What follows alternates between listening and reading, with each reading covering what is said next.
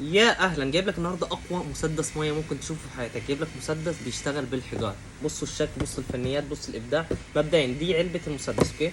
رقم اتنين، المسدس بيجي بالشكل الجامد ده. بعد كده بنحط فيه الحجاره بالشكل اللذيذ ده، اوكي. الفنيات بتاعه المسدس اصلا لوحدها وهم يا جماعه. كده المسدس اصبح جاهز، اوكي، للاطلاق.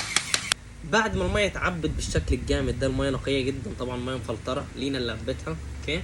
جينا هنحط الميه بالشكل الجامد ده، وتلف تلف تلف تلف تلف تلف تلف تلف لحد ما تزهق. بعد ما تخلص لف، يلا بينا تعالوا نبدا نضرب المسدس. بصوا الشكل الجامد ده بتاع المسدس. بصوا نبدا نضرب. بصوا يعني حاجه اقسم بالله جامده جدا جدا جدا جدا. بتبدا بيروح مسافه بعيده، ممكن نقدر نقول 7 أو 8 متر، لا والله في 10 متر كمان على فكره. مسدس حرفيا جامد جامد جامد جامد، عظمه عظمه عظمه. اتمنى يكون عجبكم. ما تنساش تنزل تشترك في القناه. سلام.